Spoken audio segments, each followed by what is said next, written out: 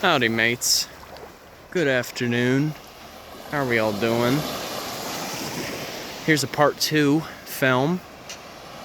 And I will just say, welcome once again to the Pictured Rocks National Lakeshore in the Upper Peninsula of Michigan. And here I present to you Lake Superior, the largest of the 5 lakes, or the 5 Great Lakes. Now, something to clarify is, point in fact, this is not the Atlantic or the Gulf, even though it looks very similar. But you can actually see for the moment, at least temporarily, I'm wearing hiking boots, which I don't usually do that at the beach. But this is in particular Miners Beach. Because, for one thing, this particular area has a very rich history when it comes to copper mining, as well as iron ores. You have to think, much of the geology that is found here includes sandstone, dolomite, and even some igneous rocks too, such as basalt, which is a little more seldom, but much of the geology here was really well known for having plentiful minerals. However, though, nearby there is a particular site that's called the Miners Castle, which actually shows a little bit of like a rock stack that was once connected to the main cliff. But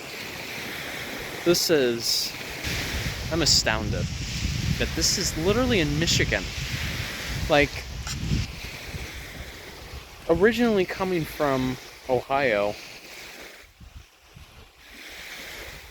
it's just baffling. It's wild to me that, like, not to diss on my immediate family, but like, why did we never take trips up to Michigan? So if any of you ever decide to come up here while it's still warm, at least, you are truly in for a treat.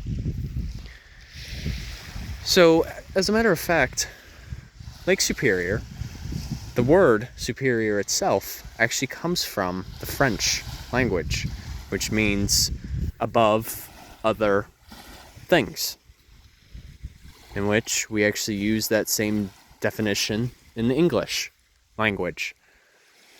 But the derivative of the word comes from French. Now, in particular, Lake Superior is the youngest out of all of the Great Lakes. I believe it ranges just a couple 100 million years old. I'll be sure to clarify, of course. But part of what's responsible for creating the Great Lakes is something known as the Mid-Continental Rift, which is a geologic feature that is similar to that of the Divergent Zone found in Iceland. So what I mean by Divergent Boundary is, I'm trying to think of an example. Kind of like how you see a rock underwater, and there's like a crack in the middle of it, and there's flowing water under that rock, or I should say air. And you figure through that crack, air or bubbles keep spewing from that crack. Well, the same concept happens with divergent boundaries, except on the other hand, it's lava flowing out. Yes. I'm going to split this into a second video just because this goes a little more in depth. All right. Stay tuned for the part 3. Alrighty.